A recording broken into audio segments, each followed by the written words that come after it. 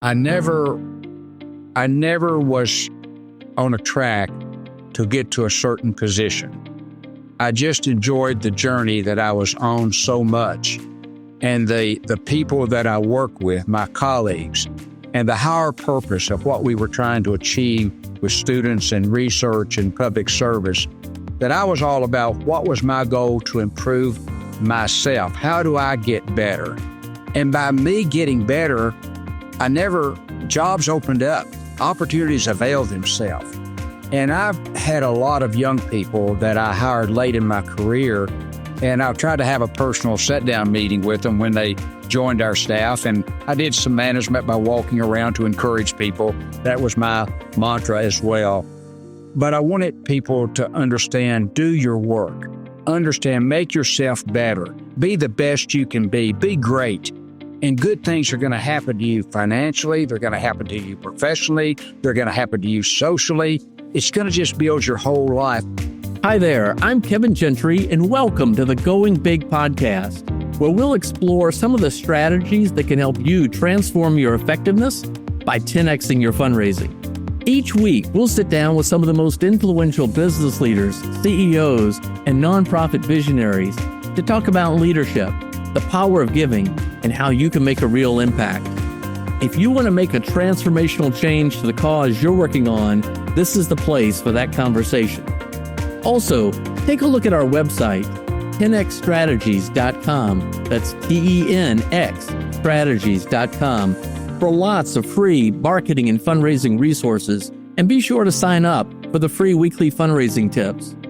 Now, let's dive in. Well, ladies and gentlemen, this really is a special treat to welcome Mike Richey today. Mike is one of the best known, best admired, most well-respected fundraisers, I think, not only just in university fundraising, but in the whole broader concept of philanthropy, the longtime head of philanthropy at the University of Kentucky.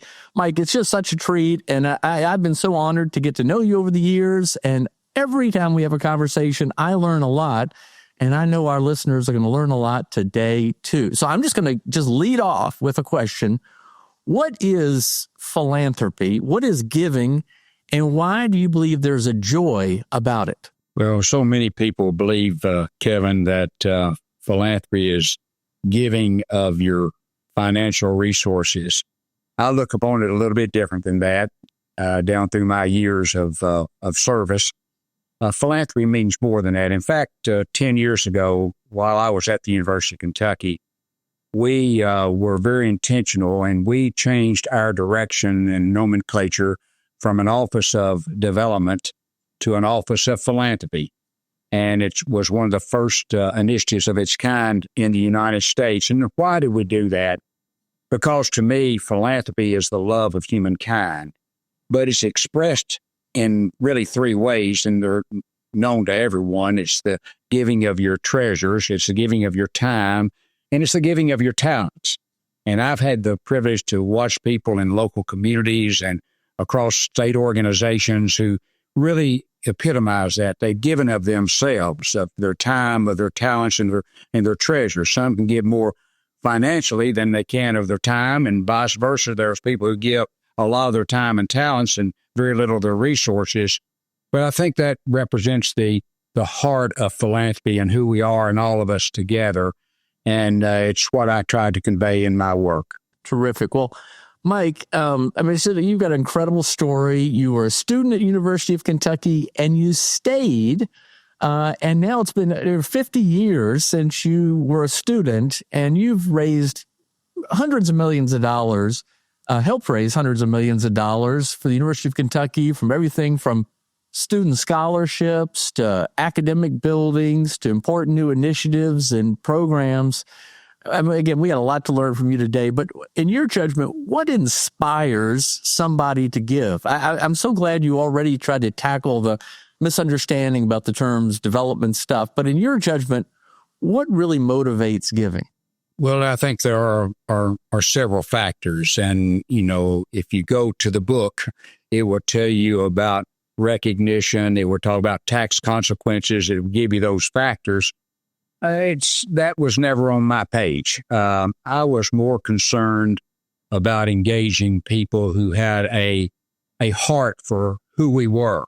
Maybe we're a product, we're a graduate. They had a family association from a degree standpoint or from the service standpoint.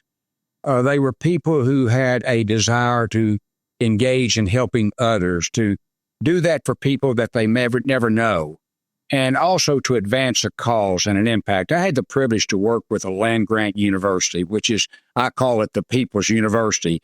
Late in my career, they sent me across the Commonwealth of Kentucky because I'd been in all 120 counties of our Commonwealth often, but they sent me on a speaking engagement to visit with Chamber of Commerce's and the nonprofit organizations and communities to talk about the local community. And I was able to talk about UK's impact on all of these local communities because of my background experience. The donors that I worked with understood that, and they understood the research we did to impact people, the public service we provided through extension programs that we did, and also providing for the basics undergraduate experience and graduate school experience. So I think all of that was very, very important as we came together. I think we also, and I don't think you can underscore this enough, I was always concerned about building a good team and taking care of that team as we were embarked upon doing philanthropy and alumni engagement at the University of Kentucky, because one person couldn't do it themselves. It took a team, a family of colleagues to do that as well. Well, I want to go back on that in just a bit, and that's another reason you're so well admired. I hear that from your teammates a lot. But going to the giver, this very generous person, this is the Going Big podcast. The premise is that the people are inspired by big vision. Is that your sense? What do you think causes a generous person to think big and want to go big? Well, I do think that big donors are interested in making changes in the organizations that they support. Yesterday, I had a telephone conversation, Kevin, and it was from an organization that works statewide in our Commonwealth. They impact about 25,000 young people a year. They're trying to expand that to maybe reach 35,000. They're not a university, but it's a camp-type structure. So I've been on the phone with this person, and I was talking to them about having a big idea. I said, there's two things you need to do to be effective in this fundraising area and to understand your donors. They want to know what is the big idea. Your organization hasn't come together yet to identify what that big idea is. But these people have the resources and the capacity to do that, and they want to do that if they can help you reach more people, impact their lives. So it's a win-win situation. It's a shared vision. They're depending on you to come up with that big idea, and they have the big resources that can come together to do that. And I said, I think it's kind of a combination of those two things, is having that big idea.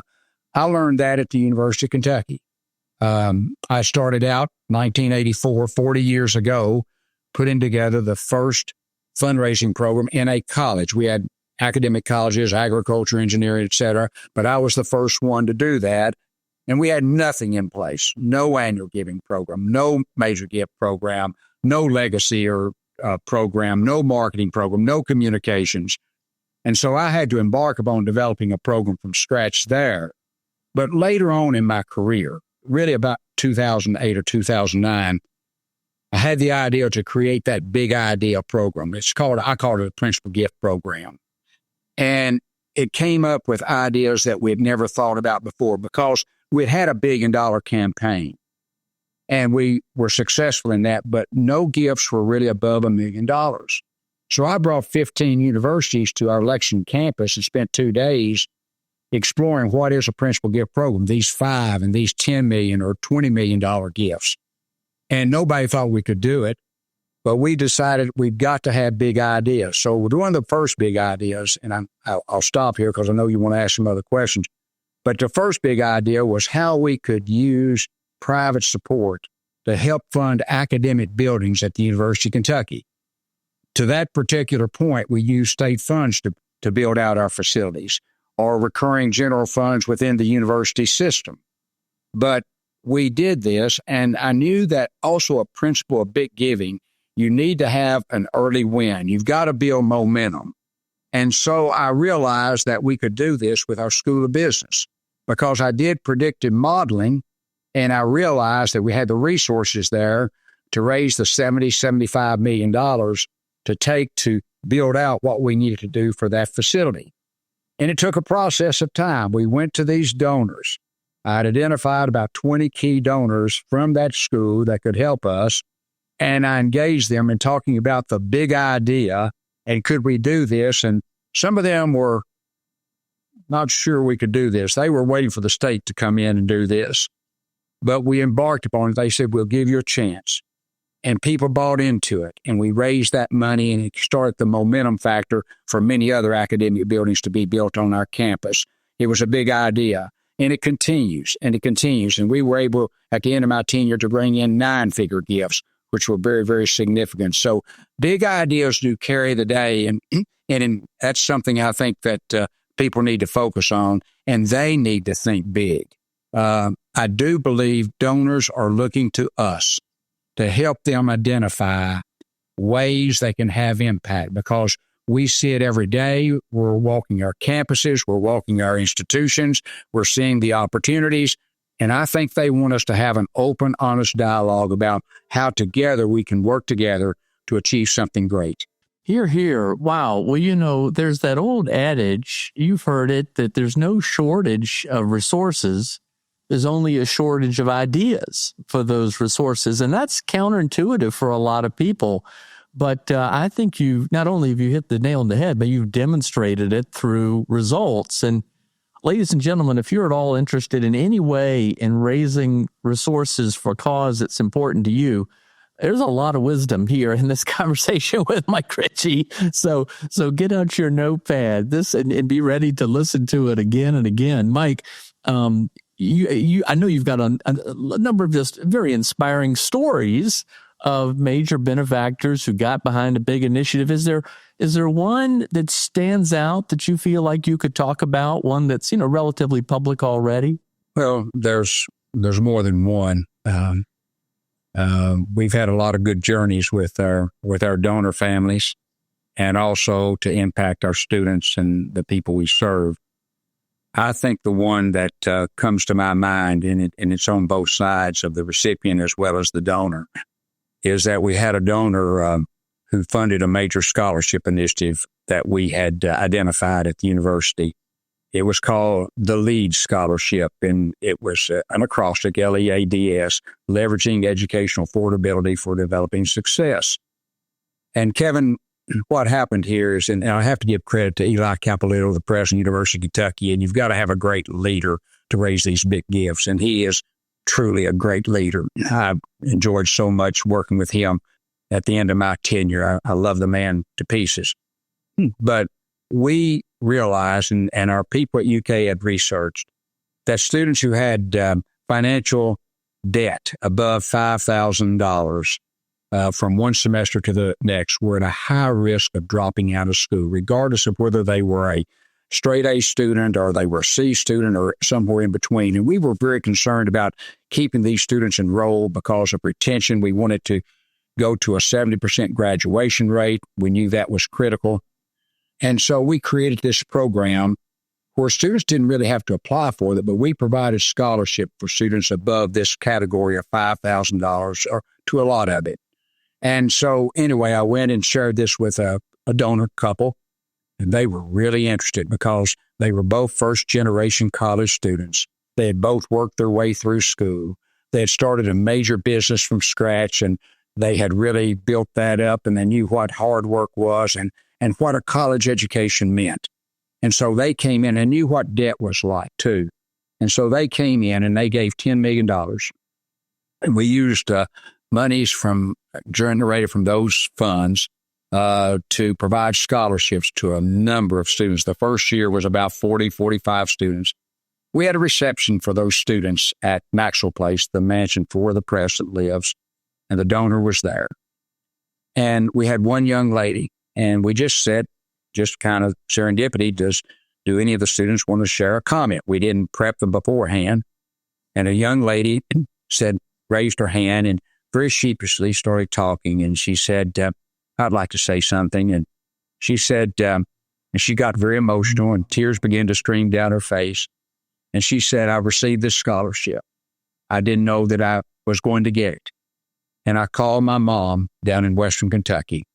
And I said, Mother, you don't have to work 3 jobs anymore to keep me in school. I've just received a scholarship of such and such amount. You can let go of one of those jobs. I think we were all in tears, Kevin, by the time that left. And the donor absolutely was enthralled with that kind of experience. I think that was very, very important. I will tell you, since that time, I worked with another donor at the very end of their life. And they also gave a very significant sum of money for this program. And 112 of our 120 counties were impacted by having students be funded from this person's generosity. I was with the person 1 month before their death 3 years ago. And I sat with them, and they were in a nursing home, and they were in an easy chair and really not very mobile. And I sat down on the ottoman in front of this person, and I said, Mr. So-and-so, you've given so much, you've done so much, but I believe this may be your best gift. And the person got very, very emotional and said, I think you're right. That's what really is fulfilling, Kevin, when it comes to this business. It's not about raising money. It's not about just how many dollars you can bring in at the end of the year. It's about the impact and the help and the service that you're giving to other people. And the donors understand this. And I've also understood this. This is another phenomenon about working with big donors. And I think sometimes our people don't want to work this way because they're afraid of the experience or afraid they'll fail. The only way you're going to fail is not do something, make a mistake by not doing anything. Don't do that. But this person was very special. And I think it would have been an injustice had I not approached these people about the opportunity to make an investment in the lives of these young people. The worst thing they can say is no, or not now, or I need more information. But if you know your donors, you have a pretty good understanding, and you have a dialogue before you get to that stage. I want to say another thing. I'll jump into a lot of things, but people ask me all the time, when do you know to ask for money? How do you ask? I can't tell everybody. Every person is our audience of one. But I know when you're there, and if you have time to build a relationship, which I had over 50 years, and it's natural. And people said, how do you, who have so little financially, ask people for so much? I don't know. I just think it's natural because we have a shared vision for what can be achieved. Mike, I'm so glad that you put it in terms of a win-win partnership. And, you're providing something to the donor they couldn't do on their own, but you couldn't do without the resources they provide. And, what a beautiful way to convey that. And, you and I were talking about Doug DeVos having been on a previous episode of the podcast, and he said, you can't win a race unless you get in it. And so you gotta get in there. Well, you talked earlier about building a good team, and we're talking about partnership. Another key element of the partnership is that team. In your judgment over the years, what are the characteristics, the traits, the habits of a good fundraiser? What makes a great fundraiser, or what makes a fundraiser great? I was asked this question last week by another person. They called and asked me the question. I'm looking to hire some people. What are some of the attributes you look for? And again, maybe doing it a little bit differently than others, Kevin. I want people to have a passion for the organization, for my organization, to have a belief in that organization, to want to be a part of that organization, to see the good that comes out of that organization. I think passion for that, and I mean that is sincere. I think also integrity. Our dear friend Jerry Panis used to talk about integrity being an impeccable integrity being the number one characteristic of a fundraiser. And I believe that. I believe that you have to live it and you have to believe it, and it's part of your soul. And I think passion and integrity, I think you have to have somewhat of a giftedness in this area to love people and to understand helpfulness of other people. It's service orientation. I think it's also not seeking to just build your own success, but it's really esteeming others better than yourself, promoting others, promoting your cause. That's very good. I think you've got to I want somebody who is very disciplined, somebody who can work independent, someone who's not afraid of a 24/7 commitment, because we've got to facilitate the donors where they are and when they are. I think someone that understands that it is a process, that it's not a transaction, but it's a relationship that leads to these gifts. I want somebody to have just a love of people. I mean, there's so many ways. I think there's another side of it too. I want the colleague to know that we are their chief cheerleader. We're their chief supporter. I had a number of employees. I had mid-management people that they reported to, but there's some other things that I was very appreciative of in my career that I think tie into this, how to be successful, because you've got to provide an environment for people to be success in your organization. We did a lot of different things. Number one, when I took over, I started what was called the Terry B. Mobley Awards program. Terry was my predecessor, and Terry had been a basketball player at the University of Kentucky. Had been there for a long time. But I went out and I raised some easy money from some people that were very much close to Terry, and we created these awards. And annually, we would provide a senior professional in our organization with a monetary stipend and a recognition, plaques on the wall, etc. I had a new person, less than 5 years experience, that we recognized. We recognized support staff. We recognized volunteers. They realized, and we had an annual function. We recognized, had Terry come back to it, and it was very much team building. Secondly, we took it upon ourselves twice during my time as the leader to do a remuneration study to make sure that our staff knew that we surveyed every single position financially, and we moved everybody to the midpoint. And that was very important. And then we developed and encouraged them to have strategies, a 2-year strategy for their own personal development and where they want it to be. And I'm so happy that I even had administrative coordinators who got their degrees that are now in philanthropy, running stewardship programs and other activities, because we built that culture. Thirdly, the university did an annual survey of satisfaction with their work. And we were always, and UK is a big place, we were always among the top 2 or 3 as far as our total 90+% approval ratings of what we were doing, the confidence. Were we perfect? No, we weren't.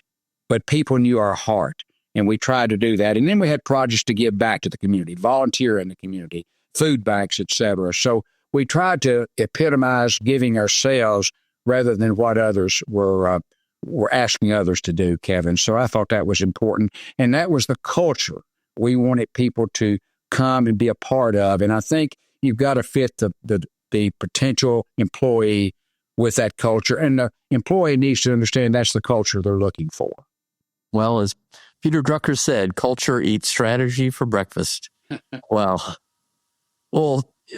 Mike, this is really great in so many ways.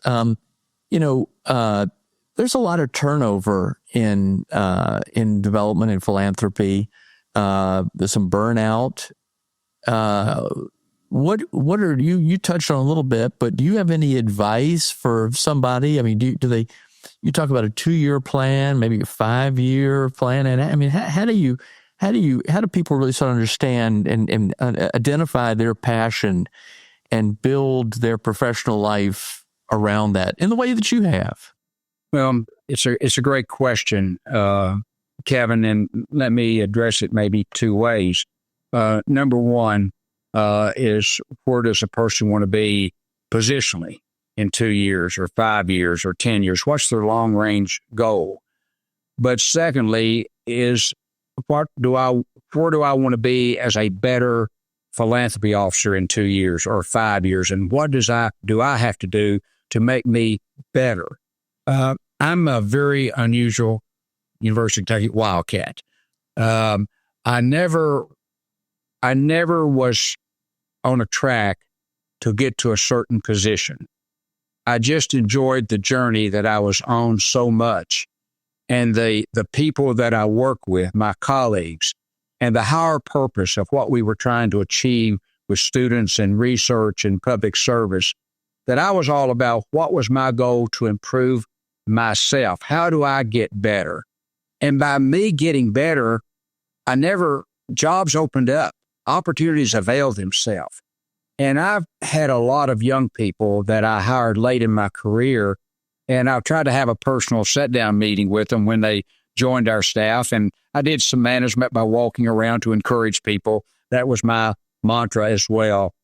But I wanted people to understand, do your work, understand, make yourself better, be the best you can be great. And good things are going to happen to you financially. They're going to happen to you professionally. They're going to happen to you socially. It's going to just build your whole life. So I was really concerned about having contentment in my own life and making myself better. But then I also work with a number of young people and number of colleagues, or they came in and it was kind of a me mentality. And I don't mean that in a derogatory way, but I'm trying to be honest here. And they came in and they wanted a job. They're interested in working with philanthropy. And in the first 2 months, they came into my office. Where do you see me in 2 years? Where do you see me in the next month? And I've tried to tell them, look, much of my success was longevity. And I found passion in what I did. And if you find that passion, going back to that for the third time, you find that and you never have to work a day in your life. I mean, I pinch myself even, Kevin. I had a wonderful career. I enjoyed every single day that I went there. I was happy there. I was excited there because I knew it was purposeful, a career. And could I have gone elsewhere to make more money? Could I have maybe pursued, hey, I need to go to this university for this experience, and this university to just build myself up to see where I could be? That wasn't my goal. My goal was to make a difference in the lives of people, and good things happen. Now, I want to be good. I want it to be good, and I'm driven. I had an organization after our first $1 billion campaign come and interview me because we were the first university, in the first ever campaign to exceed $1 billion. And I wasn't talking about that. I was talking about the next campaign and the next step. And they looked at me and said, you're not satisfied with status quo. You're looking for how you get better. And I think that's what leadership does. You want to be having a vision for what's next out there. But on the question, I think it's taking care of having a purpose of making yourself better. Then where do you see me in the next 3 years to be in this position as a vice president or associate vice president? I think those things will come by making yourself better. Ladies and gentlemen, I think you want to note, because Mike said it very quickly, but the fact that Kentucky had one of the first big campaigns compared to all these other state universities and others in the United States is pretty amazing. I do think, Mike, you bleed Kentucky. And so going to the passion, the fact that you've been to all 120 counties in Kentucky multiple times, that really connects to how you've been so successful. Well, continuing along, what about sort of how did you learn philanthropy? Did you work with any consultants or any educational programs or any particular mentors? Do you have any advice about how people listening might continue to grow in their own knowledge and understanding? I had a number of great mentors. Yes, when I started in 1984, we had been recognized in the Associate Dean for Instruction's office, where I was Director of Student Relations, as one of the 2 outstanding programs in student services among land-grant schools. And so the dean called me to his office and said, we've been given permission to start a philanthropy program, and we've drafted you to be the person to head it up. So I started in a barred office with a part-time secretary, and I said to myself, what have I done? I also realized in this business, Kevin, and I think every situation is different, and you have to tailor your program to meet the opportunity of your clientele, the people that you're going to be working with. Agricultural people, and they're great, and they're great on our campus, but they're asset rich, but cash flow poor. And so what I did early on, within a year, is I realized I had to build a program based upon legacy gifts, upon deferred gifts. And so I availed myself. I found out that there was a program in Memphis, Tennessee, and Robert Sharp started the Sharp Institute. And it was Robert Sr. And I went there and I had 8 seminars, and I really engaged with him. And he talked about developing relationships with people, the very things that are so critical, and taking a view of 5 to 7 years, to develop a program, 2 to 3 years, and developing a right relationship with individuals to get to that point where you can ask for that significant gift.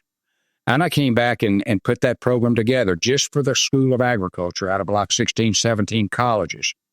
In the first $1 billion campaign we had, we realized $73.6 million from realized bequest and trust.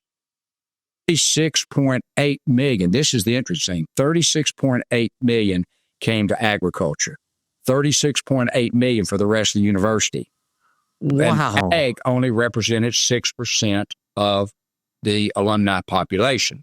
Had we done this actuarially as a university, it had been another $324 million. When I took over, we certainly embarked upon developing a legacy program and a mailing program, marketing program. But he was sincere.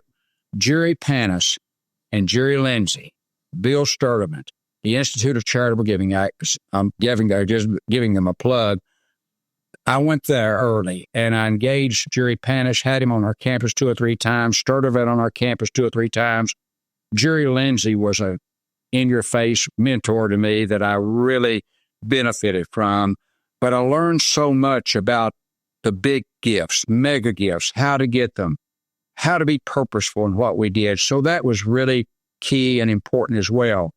I think also I had a great leader, more than one, as a mentor. I had them in agriculture with 2 people called John Robertson and Orrin Little, but also Eli Capilouto, who was the president who came into 11 until my retirement. He's still there. Eli Capilouto was a great mentor to me, and not just what he said, but how he lived and how he dealt as a leader in his respective responsibilities. So I've learned a lot, and then I've always tried to read.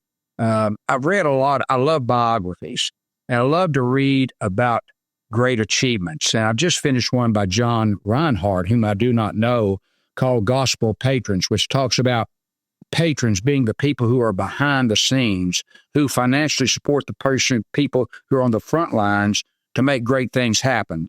And that's what I feel a great philanthropy officer is someone who is a patron, and a donor is a patron who makes great things happen. So I've read a lot of biographies. I love leadership, and I think leadership is really critical. My job, without a foundation to operate with, was as much about leadership and figuring things out for how we could be successful as it was in the nuts and bolts of philanthropy. Richard Viguerie says the world truly craves leadership. And well said. To mentors and those who are listening who've received or subscribed to the fundraising tips I send out every week know that I've quoted Jerry Panis and Jerry Lindsay and Bill Sturdivant and you and others many times and had webinars over the years. But, it was John Von Cannon at the Heritage Foundation in Washington, D.C., a phenomenal guy, tremendous fundraiser, introduced me to Bill Sturdivant. He said, I think you want to get to know Bill Sturdivant. Bill Sturdivant took the time to really introduce me to Jerry Panis. And then Jerry Panis introduced me to Jerry Lindsay. And Jerry Lindsay, of course, introduced me to you, Mike Richey. And that's another good, important role of mentors, to be thoughtful in that regard. Well, Mike, you've done all this stuff at the University of Kentucky, but I know that your faith is very important to you. Your been a president of Gideon's International. Tell us a little bit more about you and outside of University of Kentucky and what really motivates you. Well, what motivates me is trying to make a difference. In fact, if you've ever picked up one of my calling cards or you've ever received an email from me, at the very bottom has been this caption. It's been there for decades. And it says, you cannot choose the time in which you live, but you can choose to make a difference while you live. Have I always done that in fulfillment? Probably not. Is it something I aspire to do every day? Yeah, it is. And, it's interesting. You mentioned my faith. And honestly, Kevin, it's the driver of my life, has always been. And I'm a Christian. I make no apology for that. And I spend the first hour of every day, I've done it throughout my life, in the Word, reading the Bible, thinking through things, and it's made all the difference in the world. Faith is everything. And, I believe it's in Acts where there's a scripture that says David served the purpose of God in his generation. My desire is to serve the purpose of God in my generation, as long as that is. And I want to help all people, whether they're Christian or Muslim or Hindu or whatever. I want everybody to be loved. And I think you have to respect people for who they are.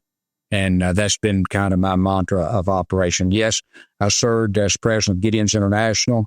I've also served in many state organizations. I've been chair of some foundations of youth organizations like the Future Farmers of America or the FFA, and very involved with that organization and others. I'm open to anybody who might want to call me and, hey, how do I get to this? I do think there's something, you want to make a difference. You want to be honest with people. I was speaking to a group of foundations, faith foundations, back in August, and you'll appreciate this, in Louisville, Kentucky, that come in for a national meeting. And they had me come down and speak for a whole morning, about 3 hours worth. I think they got tired of me after about 15 minutes, but it's okay. But one of the people, and it's from a deep southern state, and the person raised their hand and they said they have a question, because I had been talking about big gifts, big ideas, big donor prospects, et cetera, and how to work with them. And this person said, I just want you to know I'm really frustrated because I had a donor that I have really gotten close to in our organization. They're strongly a man of faith and they're Christian, and we want them to do some things. And this person just recently gave $30 million to another major university in our state. And I went and I asked him why. I said, well, I can answer your question before you even say the answer. I said, you didn't have a big idea. He said, you're right. And I said, every one of you in this room does not have a big idea. And none of them had it. So it goes back to that as well. But, faith is very important. And I think our faith organizations feel like it's almost dirty sometimes to ask people for big gifts. But I think they have to do those kinds of things for meaningful causes. I'm working with an organization now that might require several tens of millions of dollars. But I said, that's what we need, because that's what some of the people, you've got them out there. In our state alone, we've got 760,000 people of my denomination. You can't tell me that there aren't 100 people that'll step up and do something big time at these multi-million-dollar levels. They don't know who they are. And I don't know who all of them are either, but they need to start on that journey. But faith is important to me. Again, giving is important to me. My wife and I, since we've been married, have always been not only tithers to our church, but giving well above that to other organizations. And we find that to be important. And, Doug Lawson's written a book, and it's a book that I would invite all the people who watch this podcast to get, and it's called Give to Live. And Doug Lawson, a Methodist minister formerly, wrote this book, and he'd done some research, and here's what he said. He said, the people who are donors, people who are philanthropic and who give of themselves in ways that are faith-based, live longer, more peaceful life than those who do not. And I believe there is truth in that. So I think giving. I think the third thing, being a volunteer, I believe I was a better philanthropy officer and a university employee because I knew the cost of volunteering, the time it took.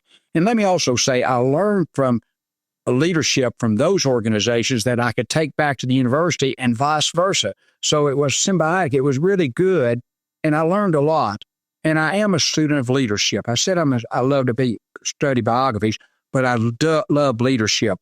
I love reading like Lincoln's Team of Rivals, how he worked with people who had differences of opinion, and yet they loved him at the end of his life. They thought he was a buffoon to begin with. And I think that, and I would encourage that. So I want to be a person of faith, but I want to be a person of substance. I want to be the real deal. One of the greatest compliments I ever received at the university was the president, and he told me, he said, "Mike is my Kentucky soul. Is Kentucky soul." That's who I am. I'm not all that great, but I have a soul to make a difference, and I've been prospered. And I think people who are happy and people who are blessed and people who have faith, they don't get pessimistic. They don't deal with the negatives. They deal with the opportunity to change and do things differently. And I think that's important, Kevin. God bless you, Mike Richey. This is awesome. Well, I think I want to have you back. I think our audience is going to want to have you back. It's time to wrap up, and I do that generally with two final questions. The first of which is, what advice would you give a younger version of yourself today? That is, if you could give advice back in time, what would you do any differently or do more of? I think I would, if I had known what I was going to do in my career, I would have tried to prepare myself better. I think I would have become a better student of life. I think I would have studied people, and I would have tried to study vision and leadership. I would try to come to an understanding of change. I think I would understand something I didn't learn for a long time, Kevin, is that things are in our work, in our field, always changing. And there's new opportunities and new challenges. I read a little book, a little parable called "My Iceberg is Melting." And it talks about the fact, and it talks about this penguin community that was in the Antarctica area. And this, everybody thought that they were fine living on this iceberg. But there was one person who was very kind of studious, and he was kind of swimming underneath the iceberg, and he saw a crack.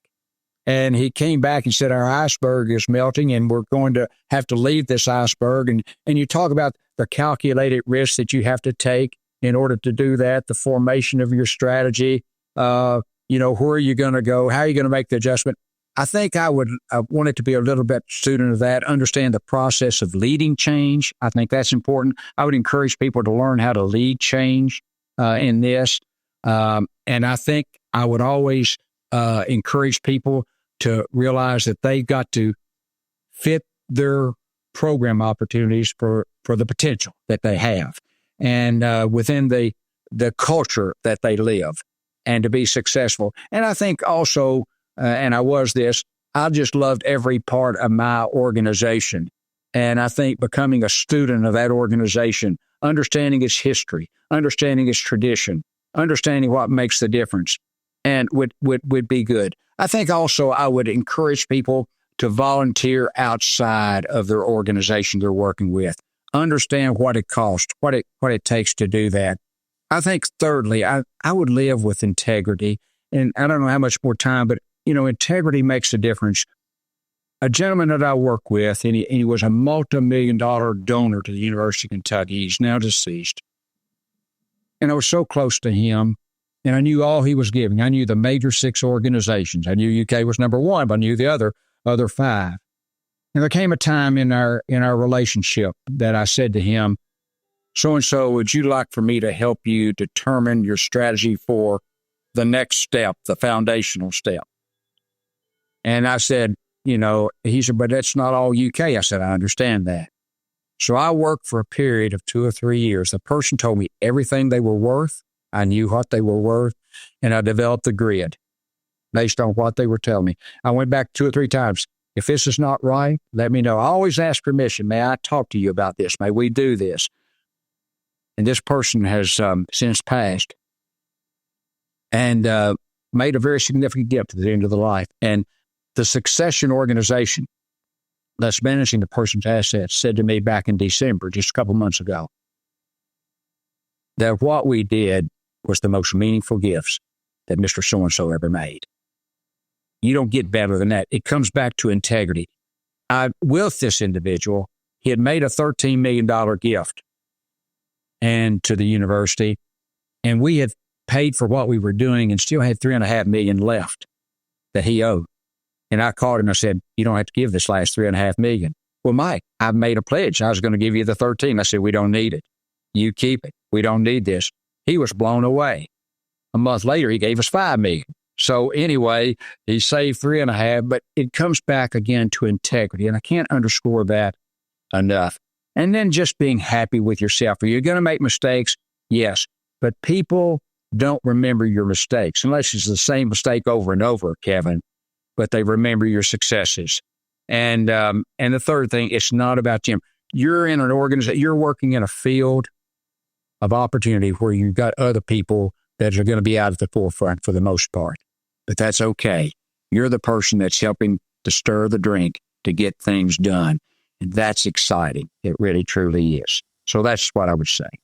All right. Well, my last question, you've covered this throughout our time together today, and you just covered it a lot in that question just now. But just to sort of wrap up, summarize, for our listeners who are trying to think and understand how they might go big, what sort of final advice or encouragement would you offer, Mike? I would have a good relationship with your leader. Who is your leader that you report to on our campus? Make sure you are in sync together, that you're hooked together. And I would have honest conversations. And I would even, sometimes you have to guide them, to say, look, we've done this, but we can do more. I really believe we can do more. And, but what would be your big idea? And I would ask your leader, what would be the 2 or 3 things that would be transformational for your organization? And then I would say, what would that be? What is that big idea based on those comments that you could have? What would it cost? Then I would identify people. And I said to this person yesterday, you need to identify 25 people. You're not going to be able to ask them for money this year, but you need to start that process. Who are the 25 people that you believe can help you achieve the goals for your big idea? And I would know, and I would start that relationship. And then I think I would engage these people pretty early on, once you kind of really got a good thing in place. And I would go to them and I wouldn't ask them, say, look, I'm not coming to ask for money. I want to come to talk to you about something that's important to the present, but I want your input. I want your idea. I want this to be a win situation. And I would go to them and I would ask permission to ask them some questions. Here's what we're thinking about. How do you feel about that? I would ask them open-ended questions. I would get them thinking. Now, I didn't come to ask you for money, but if we go forward with this, where do you see yourself? But you can start gauging their genuine interest. But I would go to your boss, the leader, and ask them their idea. Then identify 2 or 3 big ideas. You can't do them all, but start with one that you can be successful in.